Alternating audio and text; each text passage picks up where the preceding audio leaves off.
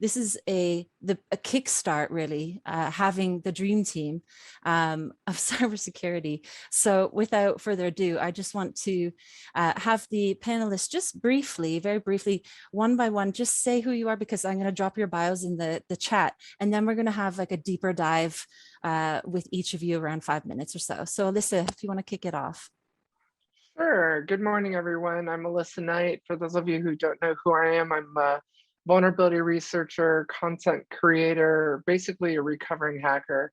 I've recently been introduced to Becky through my recent vulnerability research into hacking healthcare APIs, where I gained access to tens of thousands of EHR/PHI records through these what are called application programming interfaces.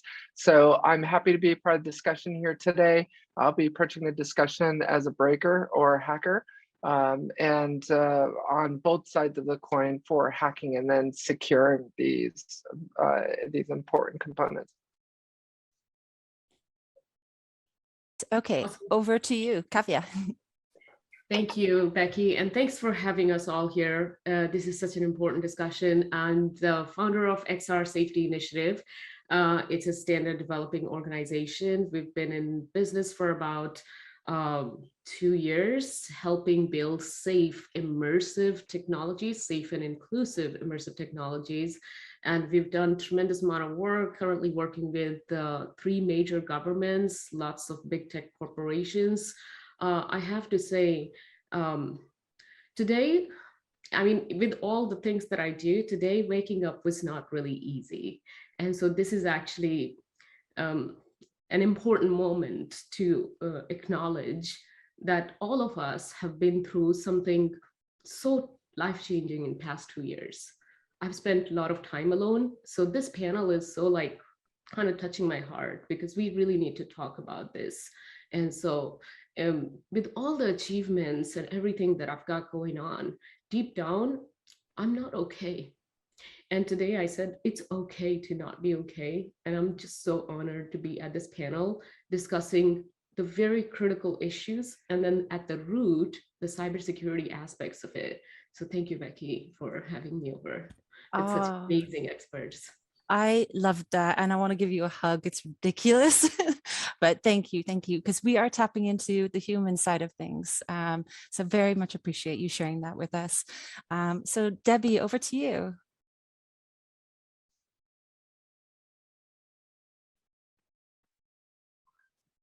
Oh, Debbie, you're on mute.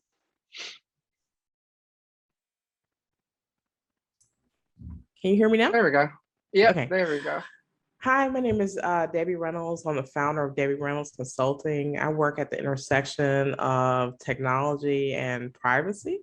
I'm also a content creator and educator about things having to do with how data or how privacy rights or regulations touch humans. And I'm very thrilled to be on this panel today. And as Kavya said, I think, you know, I know Kavya very well, and I know how hard she works and how hard many of us work. And I think, you know, all of us kind of struggle with balancing, you know, the billion things we have to do in any given day. So I think this is an important discussion, and I'm happy to be here. Awesome. Okay, thanks, Debbie. Right, Pia, over to you. Muted.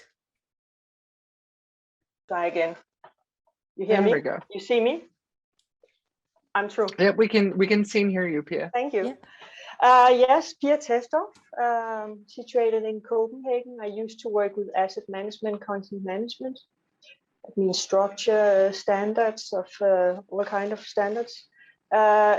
And after many years, I suddenly fell into data privacy around the GDPR time in 2016, before 18.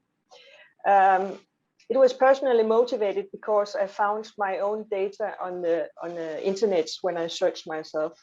Suddenly there was all kind of personal data showing up in a Google search, and it was not meant to be there. And since I had been living a very quiet life, never been on social media, I was quite surprised. So I thought, okay, this is where I'm going to put my energy. Yeah, so what I've been doing, I've been helping NGOs, smaller businesses, and obtained knowledge about how they work and where they are around their lack of data protection, lack of cybersecurity, lack of compliance. It has been quite revealing to me, and the way I work is that I see GDPR as a framework, but actually what I like to do is to see that the workflow follow the data. That means that I'm concentrating both on the end user as well as the back end. And that's quite interesting because it's what should I say? It's a lot of technical stuff. It's not just around legislation, around GDPR. I'm very technical and curious, so I look into how different solutions or how different platforms as a service and how apps they work. So this is how I work with GDPR. I try to see what are the implications of using different platforms. And that has led me to a more general role in civil society, I would say, as a speaker, and I see myself as a data protection educator. I'm independent, and I try to stay independent because I don't want to be enrolled in a big consultancy firm where I have to deal with all kinds of policies. Yeah, so that is what gets me going in the morning. That's what this is. What drives me is actually the fact that I found out that people are not educated to use digital solutions. They don't know what they're doing. They can push all kinds of buttons and they can get certificates for using Words or Excel spreadsheets or big databases, but they can't really see the implications of it.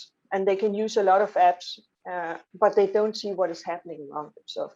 So this is how I see myself. My role is to try to create awareness, not only in general for people, for users, but especially I would like to build bridges between the data protection people, the DPOs, and the cybersecurity people. And also I see a need for building bridges between the academic sector, the research people, and the development of applications, because it's like they don't really, they're not asking the questions that I would like them to ask. So it means that maybe the risk analysis is not so complete as I would like them to be. Okay, thank you, Pia. Like that. Thank you, Pia. And it's interesting you say tech curious. You're curious enough that even Alissa picks up on how good your skills are with like Google Firebase and things. So you're very curious. And over to Martin. Well, good afternoon, everybody. I feel as if I'm somewhat the outsider here. I'm just quite old now. I've been in cybersecurity since 1981. Now, if you think back to what 1981 was like, we didn't even have the internet. We barely had computers. The PC still needed to be invented. And I've been in it ever since. About 15, 20 years ago, I started a small networking group for cybersecurity professionals just so that we could talk to each other. And that grew and grew over the years. At lockdown, there were about 4,000 in the group. And we'd been starting to look at the mental health and welfare of the cybersecurity professional, but not for any particular reason. There's nothing special about cybersecurity people. They're just people. But it was one of the things that kept cropping up was that, you know, executive stress and deadlines and pressures and budget constraints were causing people to be ill. Then we got to lockdown and my whole perception changed. Suddenly I realized that people were scared, they were frightened, they were isolated, they were alone. And very quickly I kicked into corporate community mode. We decided we'd do a webinar every day, and we've done one every day since lockdown now. We're on to 370, I think it is. And that was partly because we wanted to continue the community, but it was also, and we made a big thing about this, every day at 11 o'clock, there'd be some mates online. You can get together.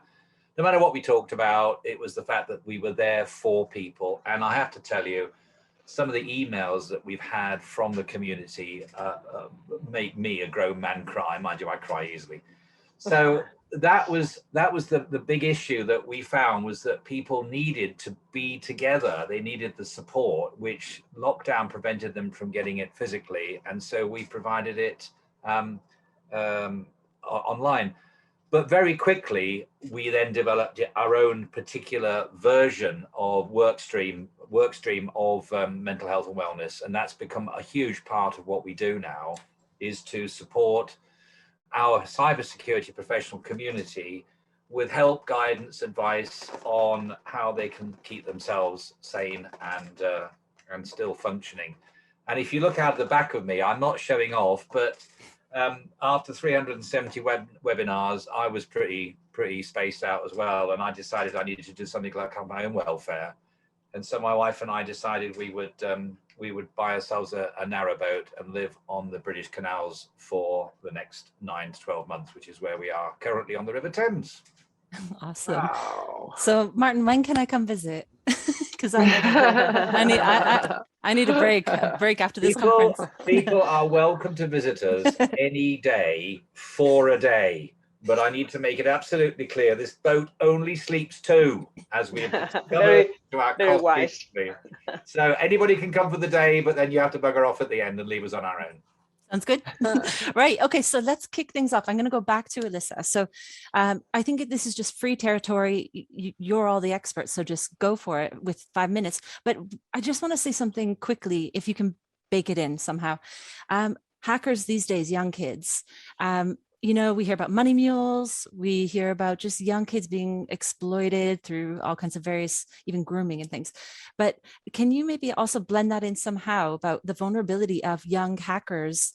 And is the situation the same now as it was back then? Or what's the world of the young hacker like? And I please also talk about whatever you want, but I just couldn't get that out of my head.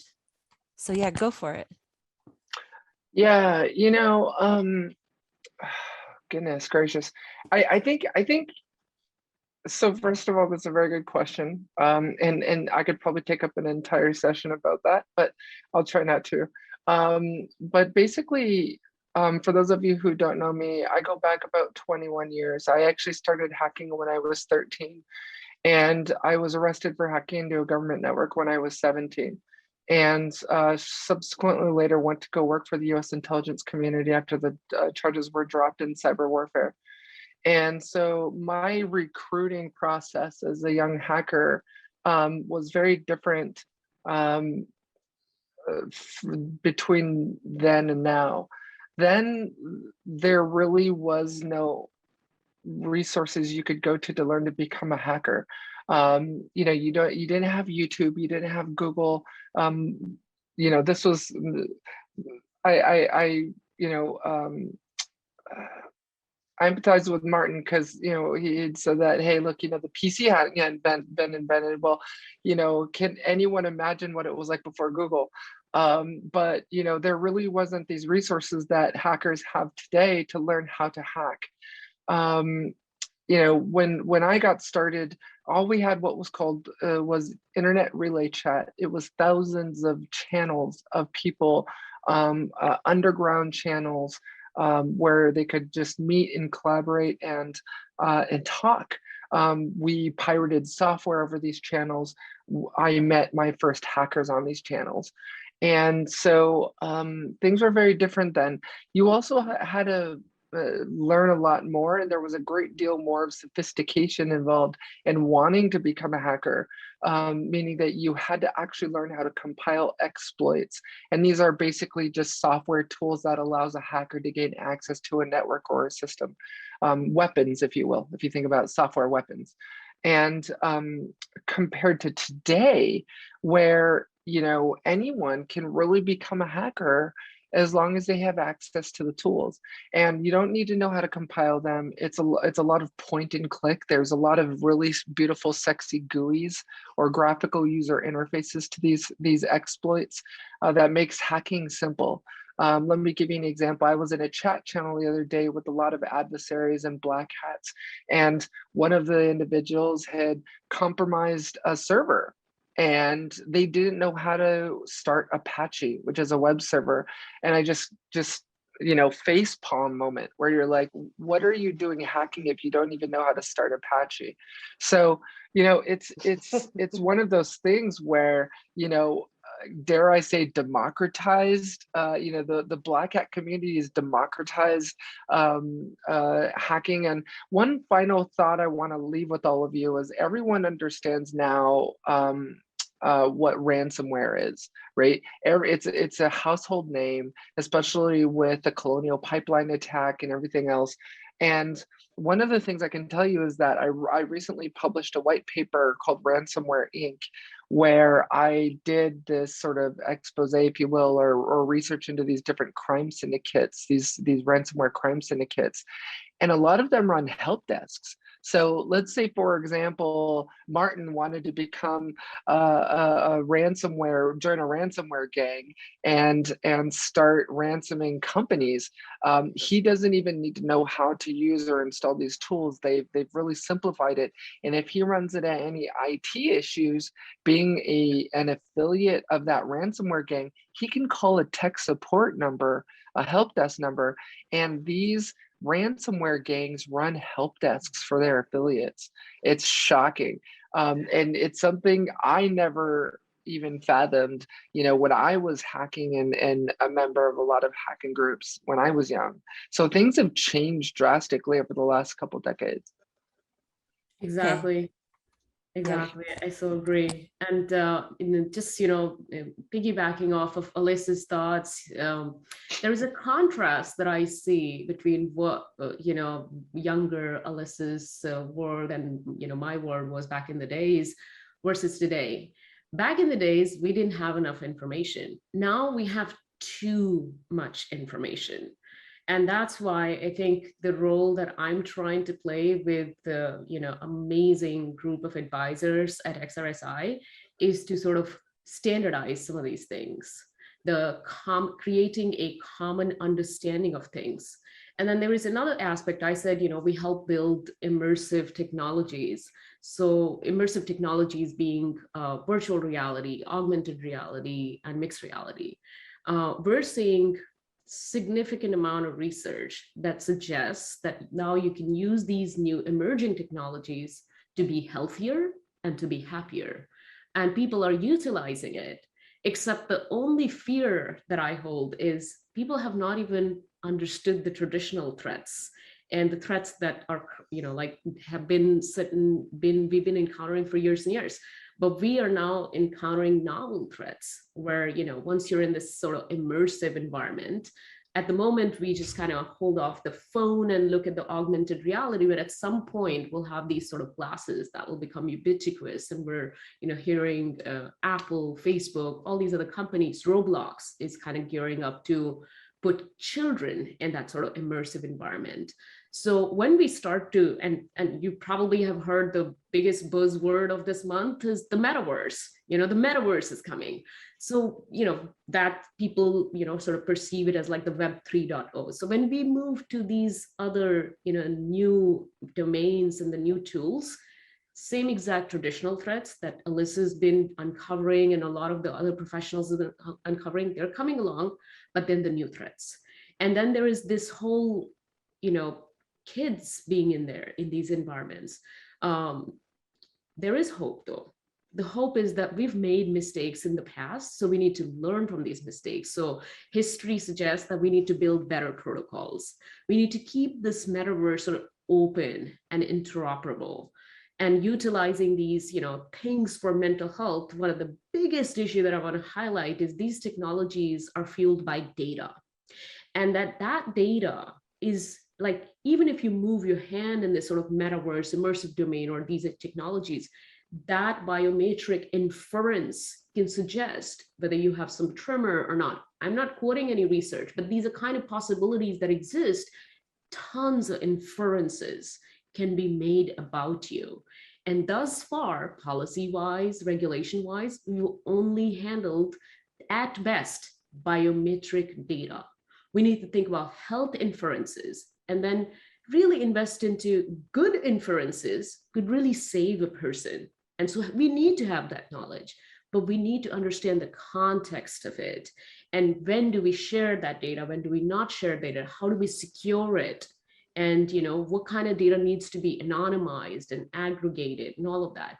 And so all of these massive issues that are coming for us for the metaverse or new emerging technologies, that's exactly what I'm busy kind of understanding. And all of the community has a role to play in this. We're kind of where we were in the 1960s, where people were like, oh, one day we'll have a phone in our pocket. Now we say, hey, one day we'll be, living in the metaverse, and we're kind of there. So we have this second chance to get it right, and I hope we do. I know Debbie's been really, really active. Becky, we just got connected with you. And so I am so encouraged to see that community itself is now starting to pay attention, because I don't know what's going to happen in the future, but with climate change, with all these variants, I think we're going to lean heavily on these XR technologies. Plus the research suggests we have to use them. We're facing the mental health crisis worldwide. And I think these technologies are going to come to the rescue. And then I really want to invite everyone that serves in this domain, like Alissa does, hacking these things, because we need to hack these so we can stay ahead of the bad guys. Thank you, Kavya. And before I switch to the next panelist, I want you to go deeper when you mentioned protocols. Can you give a concrete example of like a protocol that really nailed it? It was a game changer or changed outcomes or something. Just give us a little bit more, go deeper into that. Right. So let me talk about the protocol that is really, really significant in today's time. And I would say one of those protocols would be interoperability between these closed walled gardens that are being built. So Roblox wants their own little metaverse, Facebook wants their own little horizon, VR chat wants their own little thing. We can't have that. We need to sort of break those silos. So what we need to develop today, at least, the significant protocol is that interoperability is sort of a pipeline that will allow us to connect these ecosystems. So the closed walled gardens should have something to connect with, decentralized metaverse, for example, and all that needs to be, built. A significant protocol. Alissa, what would that be that changed our industry? What would you say? When you say the word protocol, my first thought is a protocol like TCP/IP or HTTP. So hopefully that's what you're talking about. But I was thinking SSL too, right? Yeah, exactly. Very good, very good. So for me, I think what's been all-consuming in my world has been hacking FHIR. And you talk about, these different silos that are being built across these different platforms. And I think about the siloed EMR systems that don't talk to each other and haven't been able to talk to each other for decades, since really the first health IT system was built in the 1960s. In hacking FHIR APIs, and I'll go a little bit more into that for those of you who haven't seen my research recently. But a lot of hackers don't kind of come out of the womb knowing how to do this stuff. I had to understand and research and learn what FHIR was, because I didn't even know how to spell it right. And when I walked into this, and so what comes to my mind is really the interoperability of data between these different EMR systems for data sharing of patient records, right? And the attack surface that has created and is being created right now. For those of you who aren't aware, there's this technology or this API framework called FHIR, FHIR, and it stands for Fast Healthcare Interoperability Resources. And what it is it's basically a Rosetta Stone, if you will, between the different EMR systems. And I was unaware of the fact that if I went to one hospital and they were using an EMR system, and then I went to another hospital and they were using a different one, that was why I always had to tell them my allergies over and over and over again. Am I allergic to penicillin? Do I have any, am I on any particular medications, antidepressants, antipsychotics? And, I didn't understand why my whole life I've always had to repeat myself, not realizing that these systems don't share data. And so the point of my vulnerability research lately has been, okay, well, the ONC and the CMS, Center for Medicare and Medicaid Services in the United States, have passed a deadline and said, okay, if you want to be a healthcare payer, healthcare provider, you must use FHIR to make patient data available to anyone requesting it. And so, otherwise you'll be in violation of what's called this information blocking rule, which was passed as part of the U.S. Cures Act. And so my vulnerability research over the last year has been hacking FHIR. And we are making, and this isn't just a US standard for you Brits on the line. This is a global thing. Like the organization that has developed and standardizing FHIR is Health Level 7 International, and countries all over the world are adopting this to make healthcare portable, to make healthcare interoperable so the systems can talk to each other. But the problem is what happens when you make that data available for consumption? It creates an attack surface for me as a patient. If I have a login and I'm requesting data, there's a failure by a lot of these systems to authorize that, where I can also request the patient data for Becky or request the patient data for Pia. And even though I'm not those individuals, because of vulnerabilities in the APIs, I can download those patient records. And so I'm actually, there's the world's largest health conference is called HIMSS, and it's happening in a few days. And I'm keynoting at that conference, where I'm going to be unveiling all of my vulnerabilities and research over the last year into hacking FHIR. And so it's really exciting. There's over the last year, every single one of the APIs I tested were vulnerable to BOLA vulnerabilities. And there were over tens of thousands of patient records that I had access to that were exposed because of these vulnerabilities. So it's a real problem. When you create that interoperability that sort of Kavya mentions, you create an attack surface. And that's ripe for pillaging by adversaries and for hackers like myself. Okay, wow. Okay, let's go to Debbie and Pia, because I'm getting scared. So Time is running. yeah, and my blood pressure is rising. How many hours? How many hours do we have? well, we can technically, let's just keep going. I'm around. But Debbie, can we kick it off with you first, please? Like, views on what has just been said and anything else that you've got that you want to share? Sure. Well, I'm really thrilled to hear you guys' views on these things, and that you're doing a deep dive in things to make a big difference to humans and sort of how we live. I think two things that concern me most are, first of all, just the amount of data collection that's happening, not just the data, but the metadata and the metadata that's being collected about people, and then the inferences that can be made about people that could be harmful to them. So that's one thing that concerns me. And then also, in the internet age, when people have so much kind of screen time and, all these apps are looking for people's attention, I'm concerned about psychological manipulation, right? So having someone show you something and try to make you take an action, and maybe you don't have all the information, right, to be able to make a good judgment about that. And that, to me, that's kind of almost the crux of what happens with phishing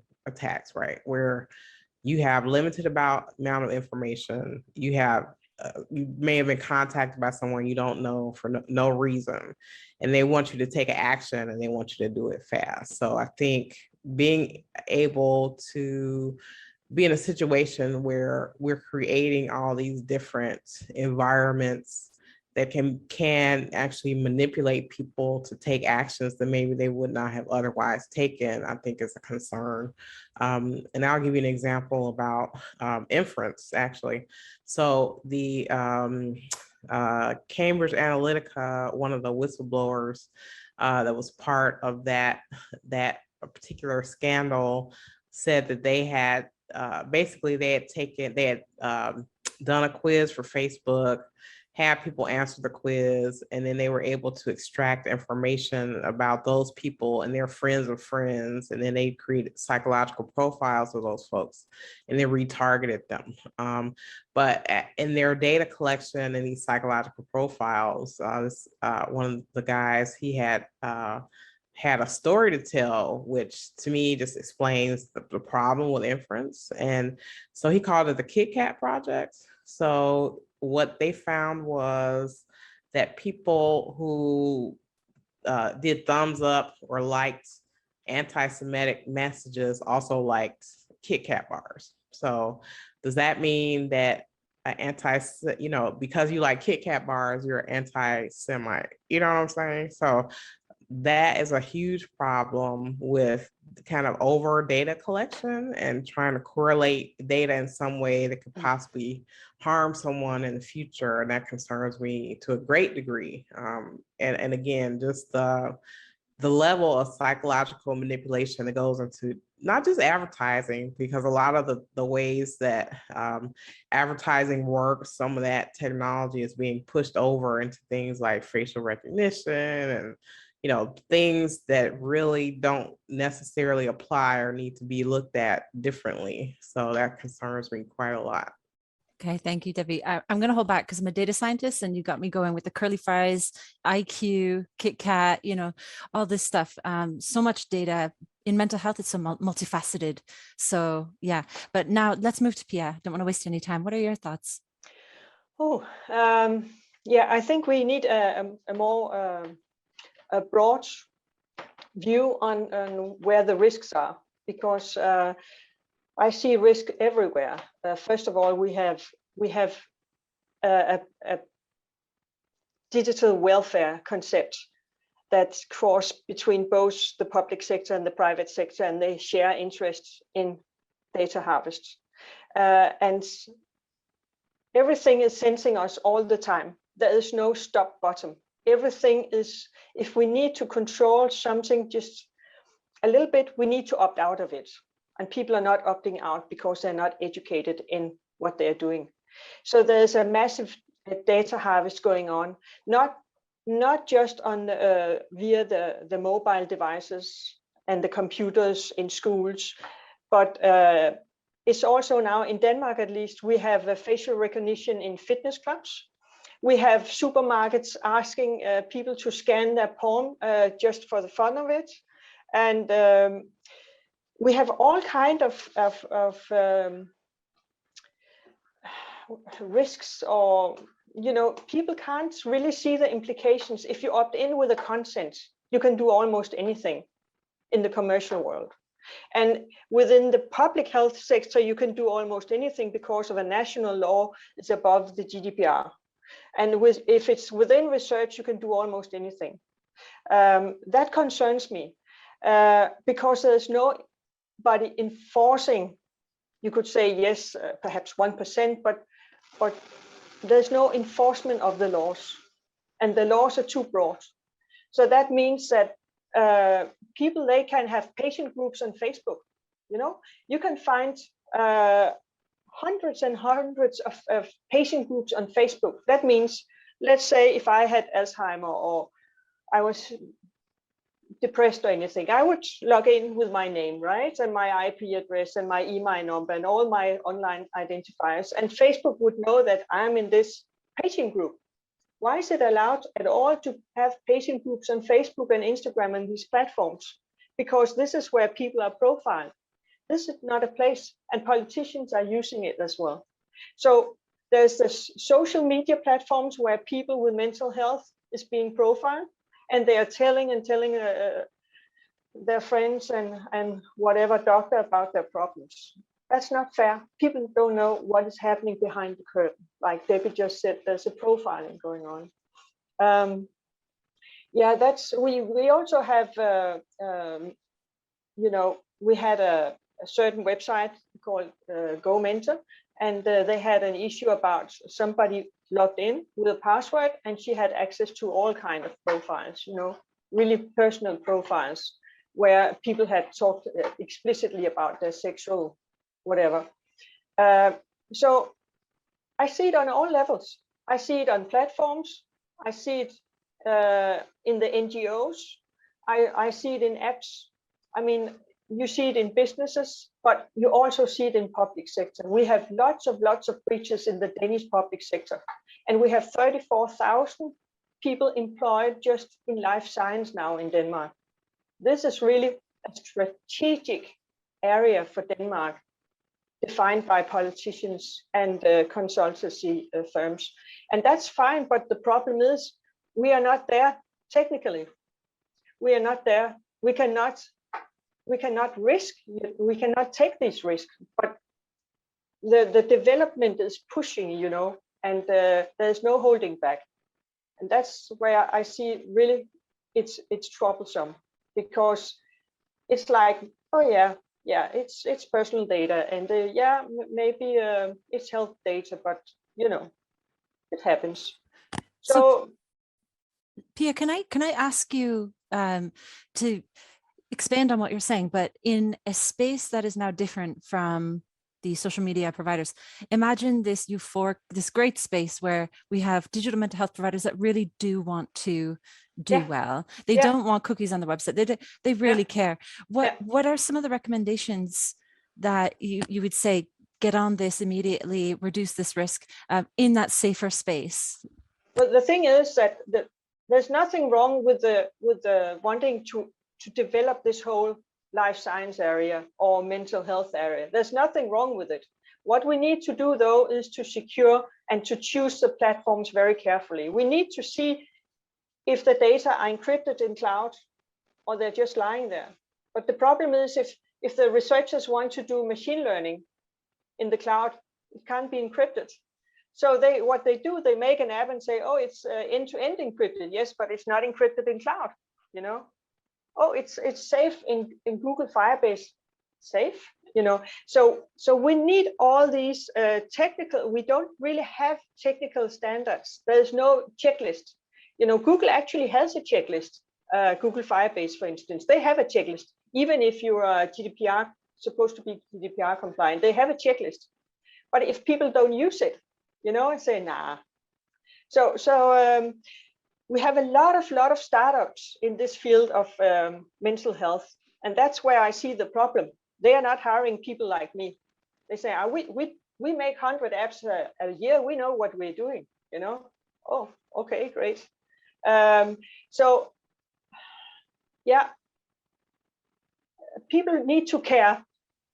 They need to care, and they need to the risk analysis has to be very well made, and it's not an easy job. But also I see like within the public institutions, they could easily say, is it okay to use Google Firebase for this purpose? Or if we do it, how should we do it? But there's no manual as such. There's no guidelines to explicitly do like this and this. And this is how I'm used to work, you know? Yep. Request for proposal, bam, bam, bam, bam, bam. All these things, you have to do this first. I mean, even a pregnancy app is being made now. They had the budget before they even made the risk analysis or risk assessments. They just got the money fine, you know. And I said, hold on, you know, Google Nextcloud, is that a good idea? Have you thought about this? You know, because in Denmark we have this social number, and it's within every file in hospital systems and everywhere. Whether it's mentally, if you go to a mental practitioner, that's also because you get money, because we're a welfare state. You have some the state paying for some of it, right? But that means that your name and your social number is written down, right? So this is okay, so it could be a problem. So whether you don't need to share all these data with the big tech just to get help, you don't need that. It's a design and what we call privacy by design by default. That are some principles that people need to follow, but since everybody wants data, it's not happening. And who should enforce it? So what I like to happen is that we legislate, at least in Europe, we decide that this is not okay. It's a yes, we can have a free market, but with certain conditions. Okay, thank you. You said a really good phrase, people need to care. And on an earlier panel we had about trauma, grief and bereavement. There was one app or provider, and they wouldn't gamify bereavement. They made decisions not to really go there. And I think a huge respect for that decision. And I've seen other examples in that sort of way. But I wanted to just sort of segue to Martin. If you had thoughts on and whatever the panelists have said, and of course your own views, but it seems like when it comes to mental health, we have to just think differently about our limits, as Pia was saying, with standards. So yeah, what do you think, Martin? Do you mind if I am a little bit controversial here? Go for it. I've been listening to these conversations, fascinating conversations. I've been watching the chat. And I think we're trying to find solutions. We need to identify what the problem is first. And I firmly believe, and I'm sure I'm going to raise hackles here, and I'm sure people are going to disagree with me, but I think we need to acknowledge that privacy is a thing of the past. It no longer exists. If you are online, you have no privacy. And that's because you are doing things, and I agree with Pia and the others, we are doing things online that we've no idea what's going on in the background. Who's watching what we're watching today? I don't know. So all the apps, all of the things that we do online, we shop online, we bank online, we date online, we do everything online. We are thoroughly exposed to a wave of breaches of our privacy because there is no design in the system to take care of our personal data. There really isn't. So if we look at what COVID has done to us, it's isolated us even more. It's forced even more of us onto line. And the things that worry me are things like grooming online, pornography online. I mean, my grandchildren, 4 or 5 year old, they can go online and they can look at this stuff. You know, there is so much crime online because why wouldn't there be? You know, we all move onto line and the crims will just follow us. So it dismays me a little bit that we are focusing on trying to breach the holes in the dam when actually the dam has been completely breached already. And that what we should be doing, and you this is a point of discussion and we don't have time to go into it, so I'd love to pick it up later. But instead of trying to stop the water coming through the dam, instead of trying to protect our privacy, we need to acknowledge that we have no privacy, and therefore it takes it upon ourselves to make sure that we reveal as little as possible and that we are extremely cautious out in cyberspace because it's not a nice place. And I don't know how we resolve this dilemma. Everybody's talking about blockchain, everybody's talking about encryption, everybody's talking about this, that, and the other. Those are irrelevant issues when there is so much water coming through the dam. So going back to, I think it was Pia that said, it's about awareness. It's about parents knowing what risks their children are exposed to. It's about all of us understanding what risks we face when we bank online, we shop online. All of the romance fraud that's one of the biggest areas because we are vulnerable when we're looking for love. And that's something that, you know, it was bad enough in the old days, but now that we do it all online.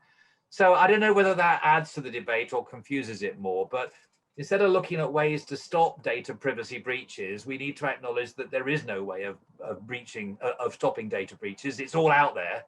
It's all done. It's all, you know, so how can we minimize those effects and how can we prevent ourselves from putting even more stuff out there all the time? I don't know whether that helps, Becky. Of course it does. Of course, because every view matters here. So, and I completely take on your points. Does anyone, I'll watch the chat, but does anyone want to speak to that?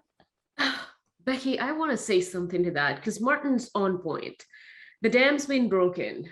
The data, in fact, people are collecting in the guise of research.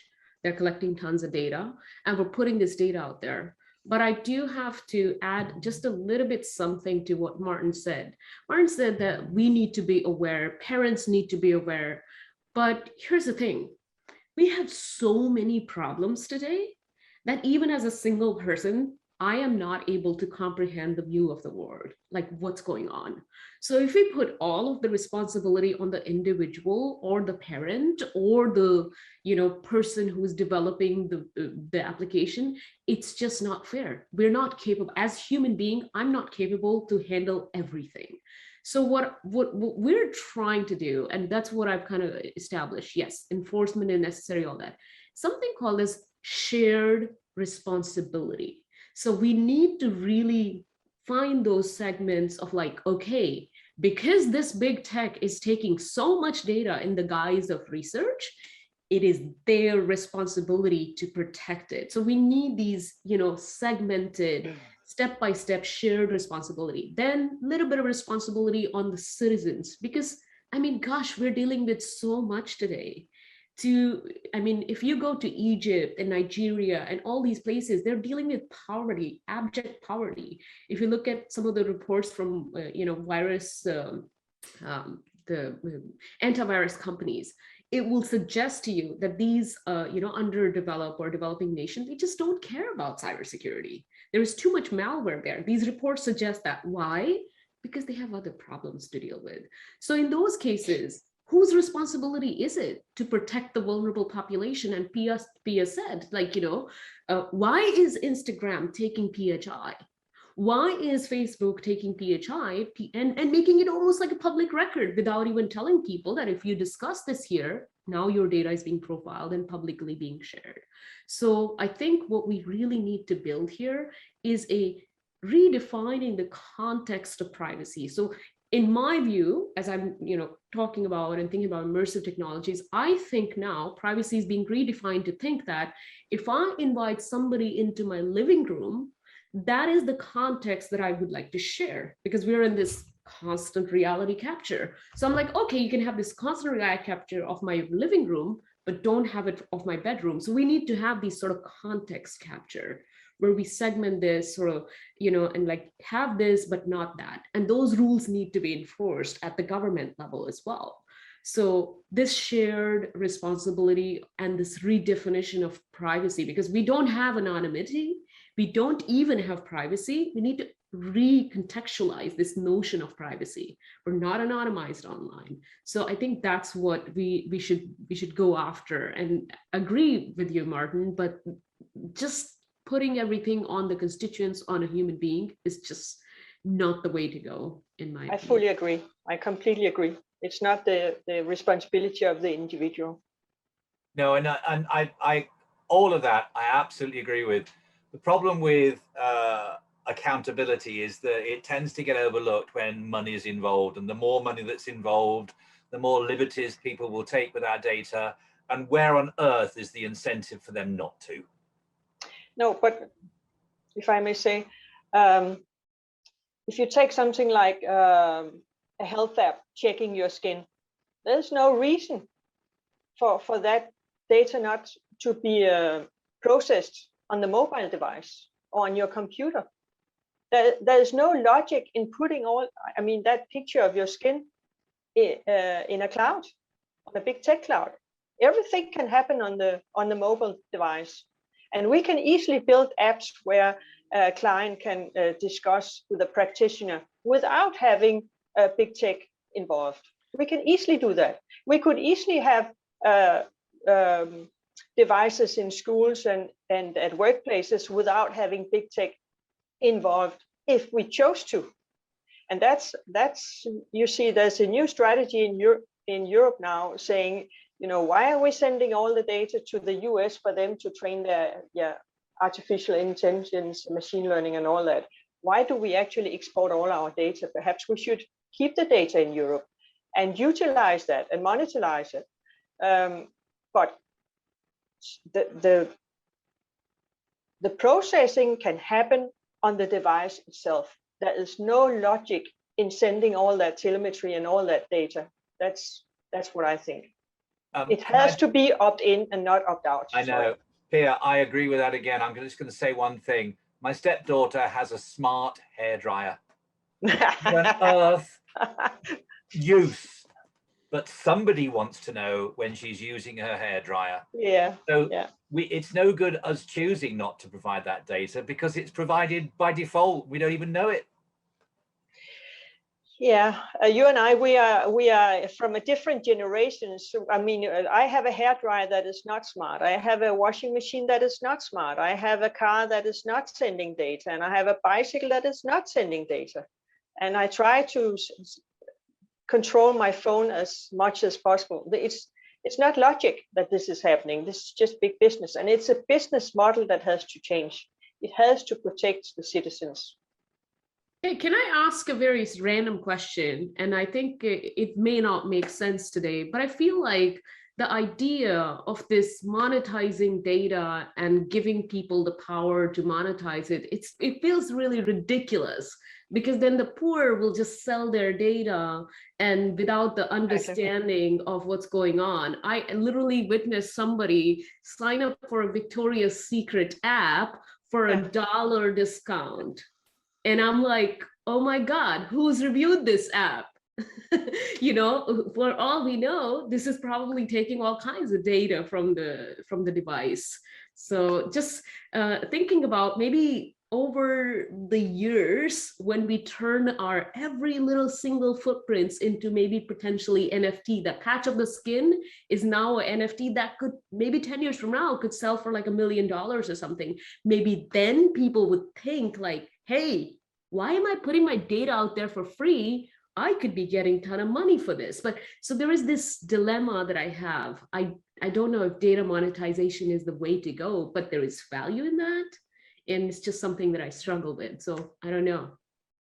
The problem with machine learning is data, you know, the problem with ML, and I did a report in supervised and unsupervised learning models. And the problem with ML is that garbage in equals to garbage out. And I think, you know, as when you're training models with data, there's first of all, there's a value not only just to the good guys, and but also to the bad guys, right? So, for example, a single EHR record, you know, PA, you talk about Facebook collecting PHI. That single PHI record is worth 1,000 times more on the dark web than a credit card number.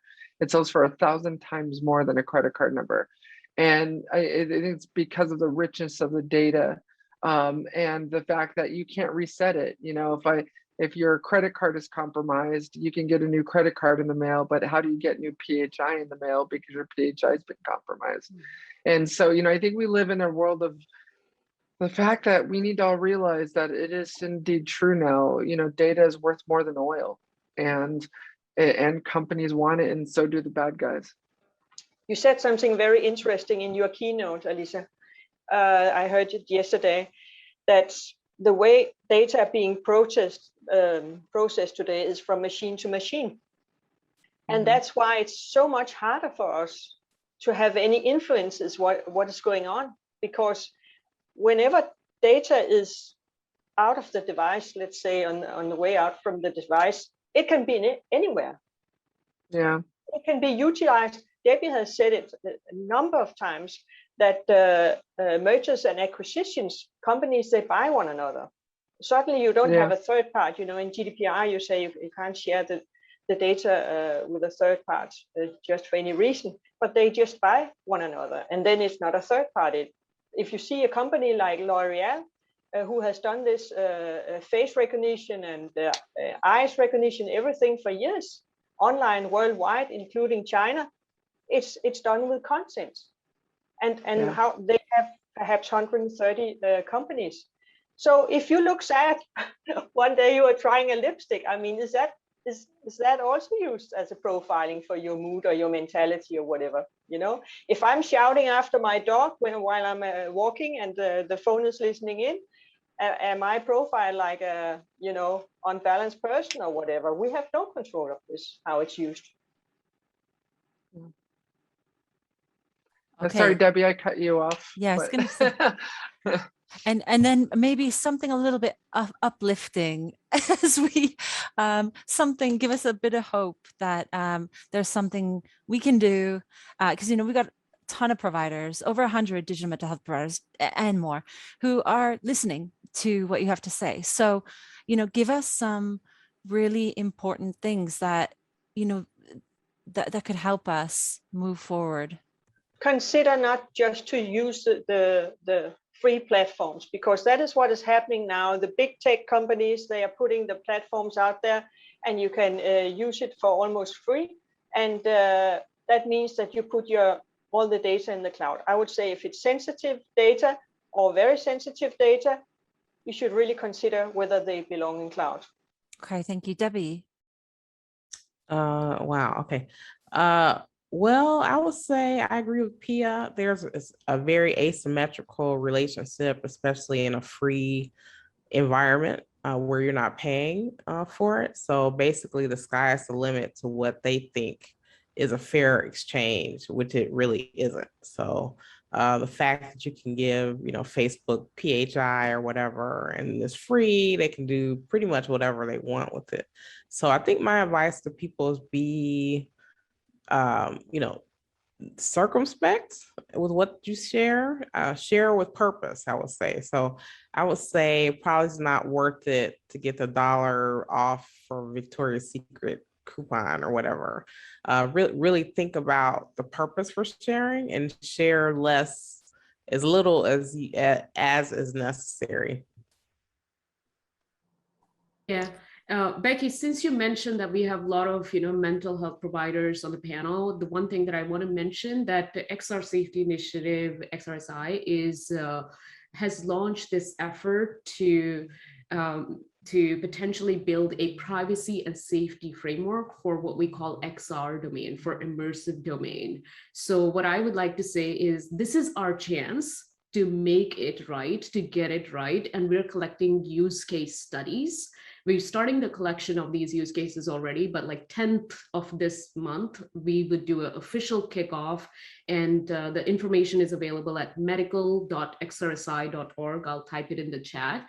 But if you want to, as a provider, want to do something about what this new Web 3.0 would look like and make those rule, you know, sort of benchmarking, because everything that we will do, then we'll push it out to DPA, for example, what PIA is trying to do. PIA, I encourage you to, you know, let's think through this, you know, because this new internet is going to require all of us, our heads put together. So it's a community effort. I want to invite the community to get into the problem solving mode together with us, and I think we have a chance here. We can do better than what we did with the last iteration of the internet. It's a really nice invitation. And on that related note, an invitation to Alissa if she wants to hack some headsets, I think was, Yes. we need hackers, like we need funding for hackers to help us. But yeah, let's finish off. I want to make sure we capture everyone's kind of final thoughts. So yeah, just keep mindful. Alissa and Martin, you got your hand up. There you go. You asked to finish on a positive note, and despite what I said earlier, I love the internet. I love cyberspace. You know, I am reborn to it. It's just amazing. I would ask everyone to contemplate how on earth we would have managed during lockdown, during the COVID, without the internet. And I just think there's always a balance between what we're prepared to pay in terms of privacy and everything else, but in terms of privacy in particular, what we're prepared to pay for the massive convenience that cyberspace brings us. And it is a real balance. And I think we need to accept that we have to give up some privacy in return for the fantastic life we can all lead because of the internet, and how much easier everything is, and how much we were able to achieve. We couldn't have done it without. Imagine COVID 10 years ago, even 10 years ago. So I just wanted to balance, yeah, lack of privacy, but massive benefits from some of that privacy breach. We have to accept there's a price to pay for free everything. That was it. Yeah, and I'll leave my final thought is support for what Martin said earlier, because I think we in cybersecurity have a tendency to really focus too much on the symptom and not the cause. So I think one of the best things that he had said was that we need his analogy around the dam and the breach of the dam. I just feel we tend to focus too much on trying to play whack-a-mole and putting out the symptoms and dealing with the symptoms, and we're chasing our tail when it comes to this kind of stuff, especially in cybersecurity. I think we're getting to a point now where hopefully the world knows it's not about if you're going to get breached, but when, and making sure that we start addressing those causes. And making sure that, okay, well, if we know that there's going to be a breach of this PHI data, what can we do to detect it faster? What can we do to make sure it's not usable when people find it by encrypting it at rest or what have you, and applying other security controls around it? I think we need to stop being, I'm hoping the world has realized that we need to stop being so arrogant about the fact that our security is better than others, and this breach won't happen. And I'm thankful because now 21, 22 years later, I'm finally seeing, I'm right now at the Black Hat and DEF CON security conference, and I remember when you'd go out on the show floor and you would see the vendors putting on their booth 100% secure, or 100% zero false positives. And it's thankful they've stopped doing that, and realizing that there's no silver bullet to security. There's no silver bullet to enforcing privacy and security of privacy. It's just making sure that we know that the enemy is coming, and we know that there's going to be a breach. It's just we've made our position unassailable. Yeah, that really segues nicely to the first live session that we had. And we were talking about imposter therapists online and just therapist verification, and just working with a couple providers to build it into their culture early on and to create standards for everyone to be able to look at. So, what tools can you use and whatnot. So that was really helpful. So I guess if anyone else has one last burning thought, then please go for it. Otherwise, I've taken so much of your time. So I just want to thank the panelists again. And this is, this is a bridge to digital mental health that we're really grateful. As I said, there's like tons of providers. Not one provider said no to me when I sort of signed them up behind the scenes to this concept of let's work together.